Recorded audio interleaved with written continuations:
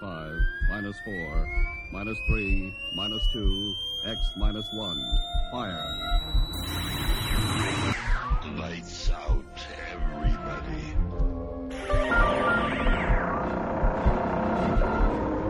The creaking door. Dimension X. Inner Sanctum Mystery. X minus 1. Dark fantasy.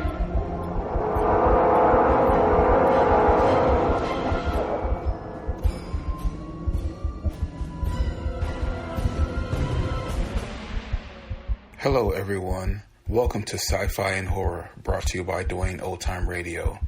Sci-Fi and Horror features some of the best programs from the golden age of radio, including X-1, Orbiter X, Dimension X, it's a lot of X's, Lights Out, Ray Bradbury, Dark Fantasy, and many, many more. Before we start today's sci-fi and horror thriller, if you enjoy what I'm doing, let me ask you to subscribe to my channel. Subscribing is 100% free, and you will receive notifications on new posts. Lastly, if you have a moment, please write a short 1 or 2 sentence review or give a rating on your preferred podcast service. A positive review or rating would help me out a lot. And now, on to the show. And again, thank you for your support. Hope you enjoy. And as always, we will end the month of sci-fi and horror with another story from Ray Bradbury. This one aired on the series Dimension X. And this drama is titled The Veldt. It's a pretty interesting story. I think so anyway. And this episode aired August 9th, 1951. Adventures in time and space, told in future tense. Dimension X.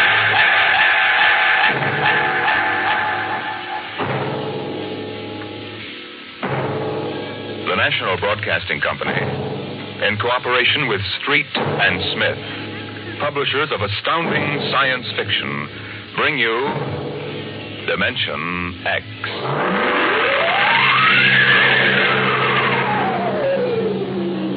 The soundproofed Happylife Home had cost $30,000 installed. It clothed and fed and rocked them to sleep and played and sang and was good to them. Their life purred on from day to day, measured and controlled by the nucleonic thermostats, the iridium sponge servo brains that made the beds and washed down the bathroom floors and made sure the salt cellars flowed freely without clogging. Twice a day, the house paused, rang a quiet bell, and turned precisely 90 degrees on its axis, in order that the view from the Solaroid living room windows might be varied to avoid ennui. Of course, the pride of the house was the nursery. The agent for the company had been most enthusiastic. This way, right down the hall. All right. What was that? Oh, it's all automatic. The nursery turns itself on when you come within 10 feet of it. Soft automaticity. That's the motto of the company. All right, now, this is the nursery. 40 feet by 40 feet and 30 feet high. Separate power unit with automatic overload circuit breakers, inspected and approved by the underwriter's laboratory. The nursery is educational, instructive, entertaining, and therapeutic. The entire control mechanism is adjusted to the electroencephalographic key of the child. How much does it cost? $30,000 FOB, Los Angeles. But that's as much as the whole house. Why, no. But we do want the best for our children, don't we? Oh, yes, we want the best for our children.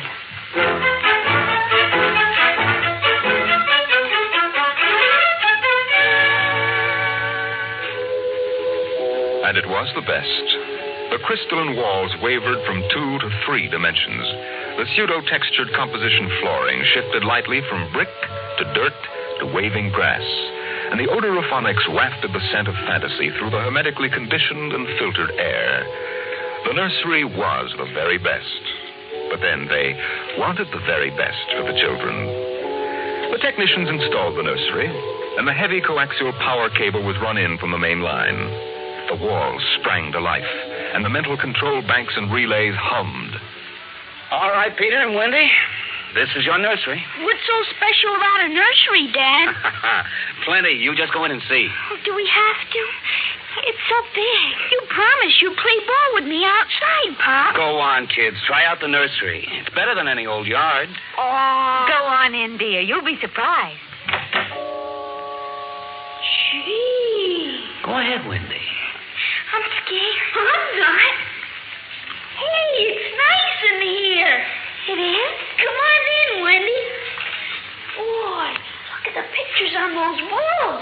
They're real. Well, almost real. You can change them any way you like just by thinking about it. Go on in, dear.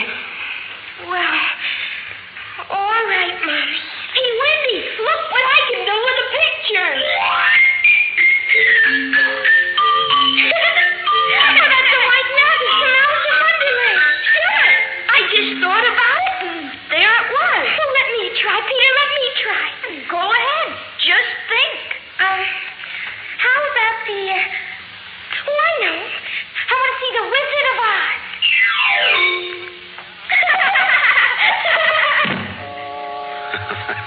Well, dear, there we are. They like it, don't they? Well, why shouldn't they? All they have to do is think, and they've got whatever they want in 3 dimensions. Color, sound, and smell. Oh, think what it would have been like to have a nursery like that when you were a kid. It's nice that we can give them all the advantages. Why, sure. What else are we working for, huh? That's right. Well, what do you want to do this evening? Well, the Petersons asked us over for bridge, but... Oh, we don't have to worry about the kids. They'll be all right in the nursery. Come on, Lydia. We deserve a night out.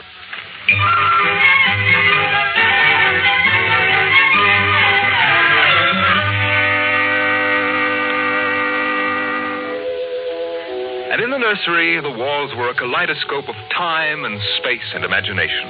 The green forest of Sherwood and quiet forms of Robin and his merry men gave way to the roll of the high seas and the smell of salt in the air as Sir Henry Morgan sailed into the harbor at Jamaica. It's my turn now, Peter. You've got to be fair. It's my turn. Dorothy and the Wizard of Oz followed the yellow brick road round the nursery walls. Then Hansel and Gretel discovered the gingerbread house about 3 feet from the door. And from a high tower that stretched into the clouds, the little lame prince sailed out over his kingdom. And behind the crystal and quartz walls, the vacuum tubes and grids and banks of mental image tape spun quietly and efficiently, erasing the line between illusion and reality. Of course, the electric bill from Consolidated Utilities was tremendous, but it was worth it. The house went on. The stove hummed happily in the kitchen, making breakfast, dinner, and supper for 4, turning the eggs over lightly and producing popovers electronically calculated by capacity to a 30-volt current and specific gravity. The automatic laundry did the shirts with a medium starch in the collars, except the button-down Oxfords, which had no starch at all. The Happylife Home breathed contentedly as life proceeded with soft automaticity as guaranteed in the brochure and bill of sale. George. George, I wish you'd look at the nursery. Well, what's wrong with this? Well, I don't know. Well, that might... I just want you to look at it, that's all. Or call a psychologist to look at it. What would a psychologist want with a nursery? Oh, now, George, you know very well what he'd want. I was in the nursery last week. It's perfectly all right. Well, it's different now. Huh? What do you mean, different? Well, I just want you to come and see. Are the kids there? No, Madge Allen took them to a show along with her kids. That's why I want you to look in now before they get back. All right. What you expect me to do, I don't know. I'm no mechanic. This isn't a question of a leaky faucet, George. All right, dear. I'm coming.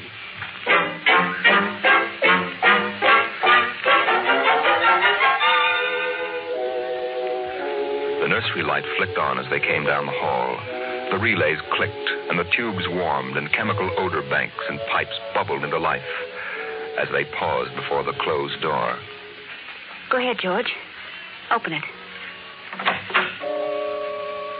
On all sides, in 3 dimensions, stretched the hot, tired landscape of an African veldt, reproduced to the last stick and pebble and bit of straw. The ceiling above them became a sky with a hot, yellow sun. A wind blew in from the baked veldtland. The hot straw smell of lion grass, the cool green smell of the hidden water hole, the great rusty smell of animals, the smell of dust like red paprika on the hot air. And now the sounds.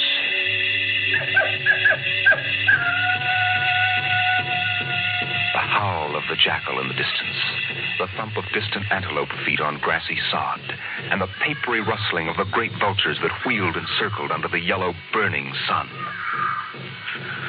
Oh, let's get out of this sun. It's a little too real. Oh, no, George. You promised you'd look around. Well, I don't see anything. Now, wait a minute. Look. There are the vultures. Filthy creatures. And there are the lions. Far over that way. Yes, I see them. They're on their way to the water hole. They've just eaten. Eaten? Yes, I can't see what.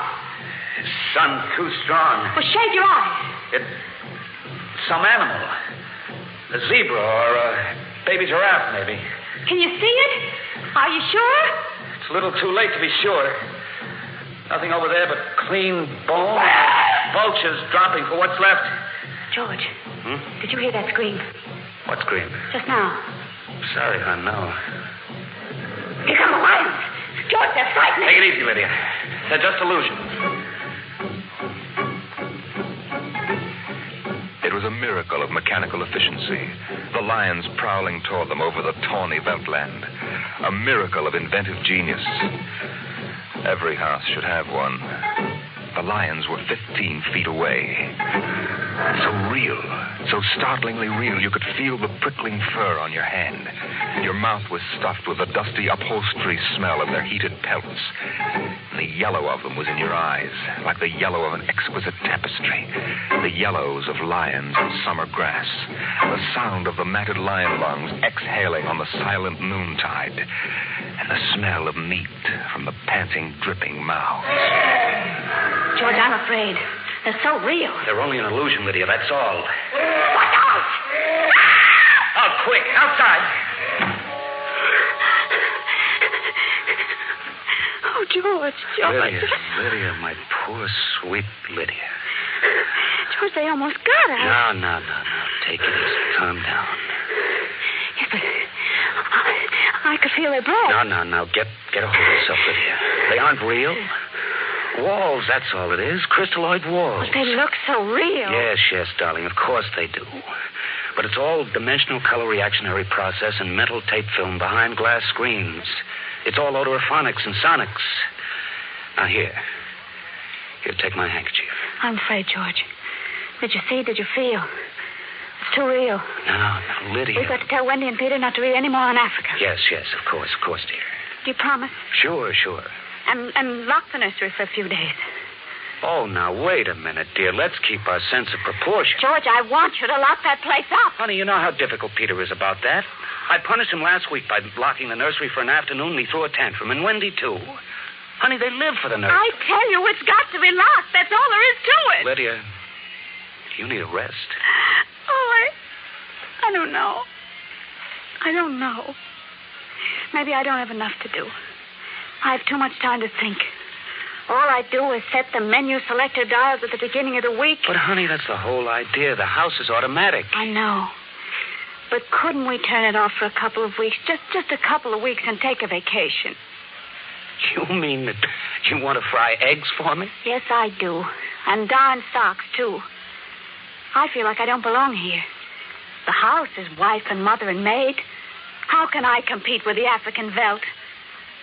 And you, George. You don't know what to do with yourself in the house when you're home. You're drinking too much. Am I? You feel useless, too. Yes, I suppose I do. George. Those lions can't get out of there, can they?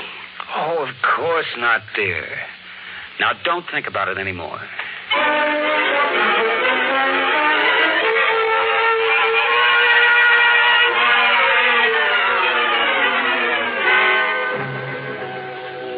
They ate alone. He sat idly watching the dining room table produce warm dishes of food from its mechanical interior. You forgot the ketchup. That's better. It wouldn't hurt to lock the children out of the nursery for a while. It was clear that they'd been spending too much time in Africa. Oh, that sun. He could still feel it on his neck like a hot paw. And the lions, the smell of blood. Remarkable how the nursery caught the telepathic emanations of the children's minds and created a life to fulfill their desires. The children thought zebras, and there were zebras. Sun, sun. Death, and death. They were so young. But long before you knew what death was, you were wishing it on someone else. But this, the long, hot African veldt, the awful death in the jaws of a lion, and repeated again and again and again. The children came home dutifully at 8:30. Hi, Mom. Hi, Pop. Hi, Peter. You want something to eat, Wendy? No, thanks. Well, we're just having dessert. We're full of strawberry ice cream. And hot dogs. We'll just sit and watch. Sure. Peter, tell us about the nursery. Nursery? Yes, all about Africa and everything. I don't understand. Your mother and I were just traveling through Africa with rod and reel. There's no Africa in the nursery. Oh, come now, Peter. We know better. I don't remember any Africa. Do you, Wen? Run and see, huh? Sure. I'll be right back. Wendy, come back here. Wendy. She'll be right back, Pop. She doesn't have to. I've seen it. Now, come on. Sure, Pop. Wendy will tell us, though. Could they be lying? We'll see in just a moment. Peter, open the door. See, Daddy? It's not Africa. It's Florida. Like in the yearling. There go the deer, see? It isn't Africa. Yes, I see it isn't. Go to bed. But it isn't 9 o'clock. No, it isn't. You heard me. Go to bed. Okay. Night, Mom. Night, Pop. Good night. Good night, dears. I'll be right in. Lydia, wait a minute. Here, look at this. What is it? This is the corner where the lions were, isn't it? What's that you picked up? It's an old wallet of mine. There's a smell of hot grass on it. The smell of a lion. It's wet with saliva. And it's been chewed. George, those smears of blood. Come on out.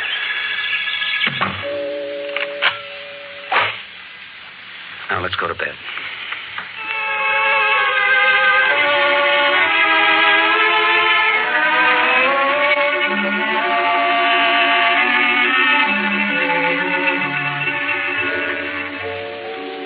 So they went to bed. But in the middle of the night, Lydia was still awake, and she knew her husband was awake. George? How did your wallet get in the nursery? I don't know. Wendy must have changed the walls from the African veldt. Honey, I'm going to keep it locked. Maybe it isn't good for the children. It's supposed to help them work off their neuroses in a harmless way. I'm starting to wonder. We've given the children everything they wanted. My father used to say children are like carpets. They should be stepped on occasionally. We've never lifted a hand. They're spoiled. And we're spoiled. I think I'll have Dr. McLean come tomorrow morning and have a look at Africa. Yes, only it isn't Africa now. It's Florida and the yearling. I have a feeling it'll be Africa again before then. George, Wendy and Peter aren't in their room. No. They've broken into the nursery. Those screams. They sounded familiar. Did they? Yes, awfully. Oh, George.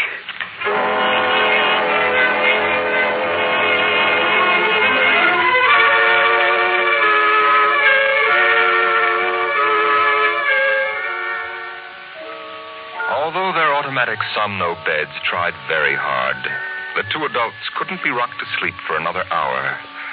A smell of cats was in the night air. And in the morning, the stove cooked French toast, and the dining room table poured the syrup and melted butter. Yes? You aren't going to lock up the nursery for good, are you? That all depends. On what? On you and your sister? We feel that you should have some variety, dear. If you intersperse this Africa with a little Sweden or China... I thought we were free to play the way we like. Well, you are within reasonable bounds. Well, what's wrong with Africa, Daddy? Oh, so now you admit you've been thinking up Africa, I wouldn't want the nursery locked up ever. Well, as a matter of fact, we're thinking of turning the whole house off for about a month. Sort of camping out. You mean I'd have to tie my own shoes instead of having my shoe tire do it? And brush my own teeth and comb my own hair and give myself a bath? Well, Wendy, it would be fun for a change, don't you think, dear? No, it'd be awful. I didn't like it when you took out the picture painter last month. Well, that's because I wanted you to learn to paint by yourself. I don't want to do anything but look and listen and smell. What else is there to do? Oh, all right. All right, go play in Africa. Are you going to shut off the house? We're considering it. I don't think you better consider it anymore, Pop. I won't have any threats from you, son. Okay, Pop. Come on, Wendy. Let's get back.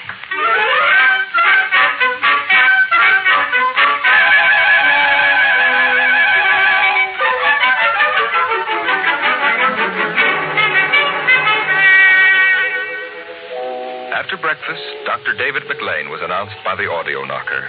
And the dining room table, recognizing him as an old friend, poured an extra cup of coffee, light with 4 lumps. I saw the nursery last year, George. It looked all right to me. You didn't notice anything unusual? No. The pattern showed the usual violence, a tendency toward slight paranoia. All children feel persecuted by their parents. Perfectly normal. I locked the nursery and they broke into it last night. I let them stay so they could form the patterns for you to see. Here it is. Well, suppose we take a look at it right now.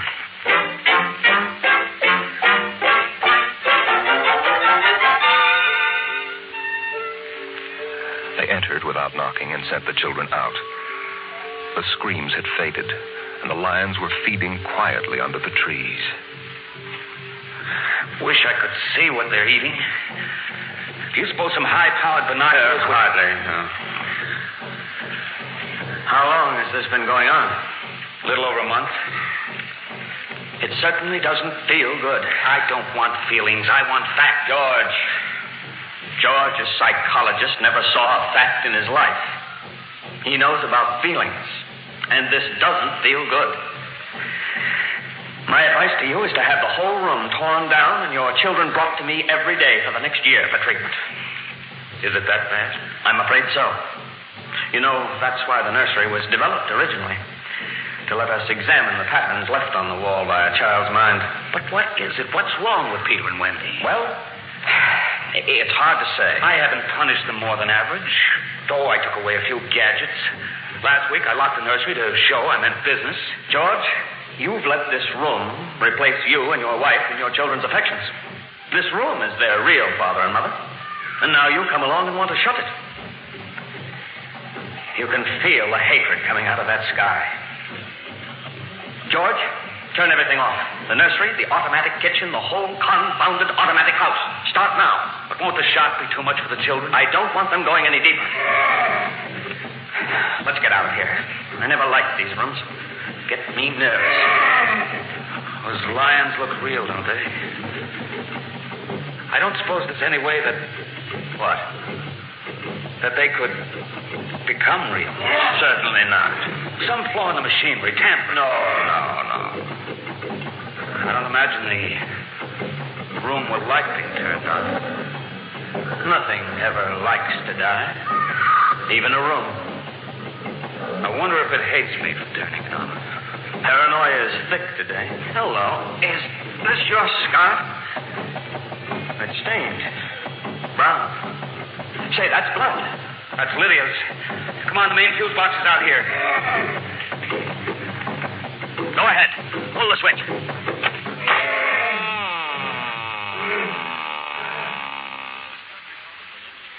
Yeah. It's off.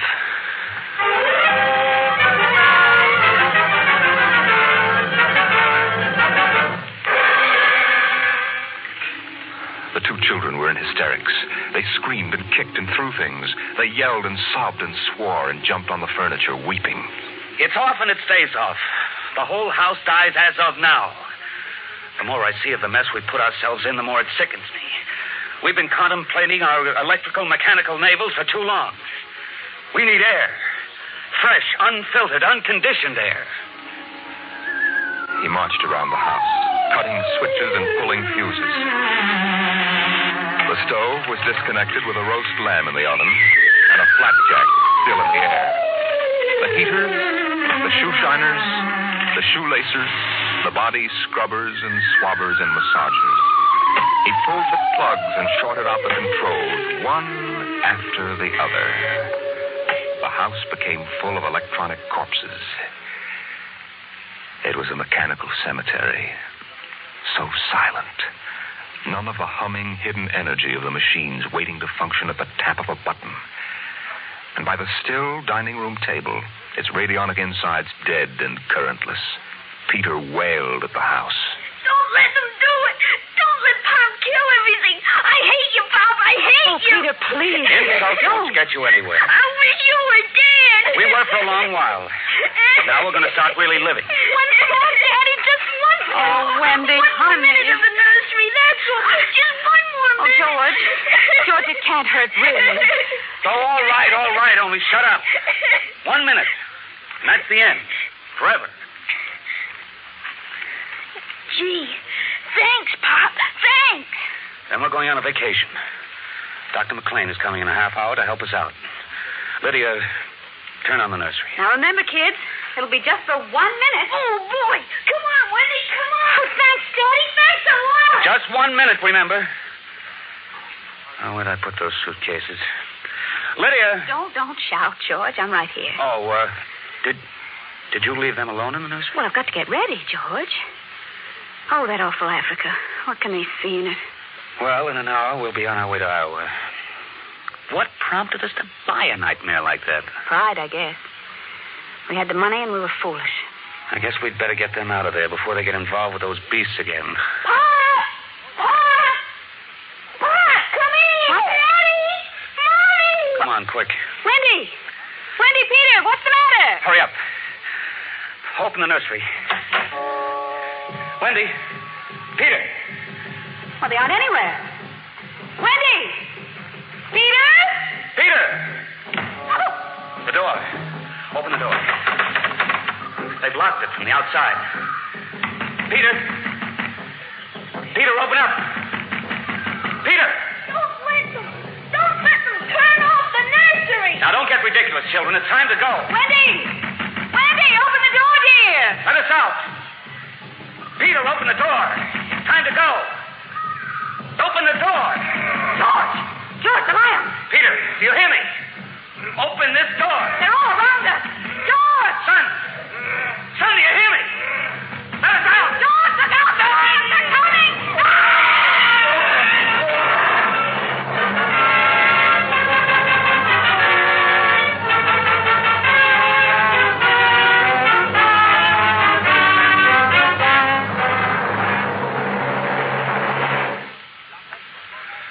When Dr. David McLean came a half hour later, he found the two children in the nursery sitting in the center of the open glade, eating a picnic lunch. Beyond them was the water hole in the yellow Veldt land. Above was the hot sun. Dr. McLean saw at a distance the lions fighting and clawing, and then settling down to feed in silence under the shady trees. Hi, kids. Where are your mom and dad? Oh, they'll be here directly. Good. We've got to get going. He squinted at the lions with his hands up to his eyes. Now they were done feeding. They moved to the water hole to drink. A shadow flickered as the vultures dropped down from the blazing sky to finish what the lions had left. Dr. McLean. Dr. McLean? Huh? What? Have a cup of tea?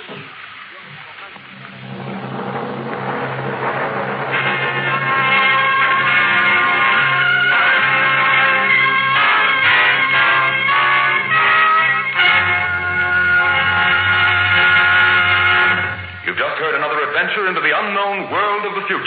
The world of Dimension X.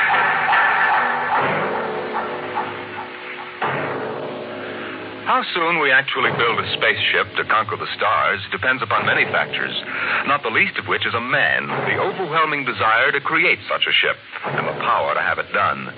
Next week we tell the story of such a man as Dimension X brings you Nelson Bond's The Vital Factor.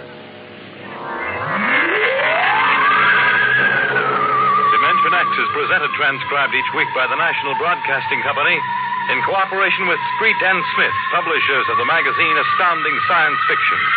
Today, Dimension X has presented The Veldt, written for radio by Ernest Kenoy from Ray Bradbury's The Illustrated Man.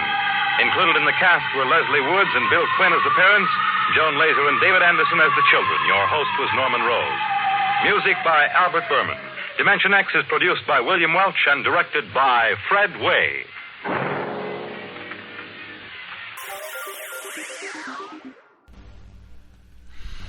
Thank you for listening. If you enjoy what I'm doing, I ask you to please subscribe to my channel or channels.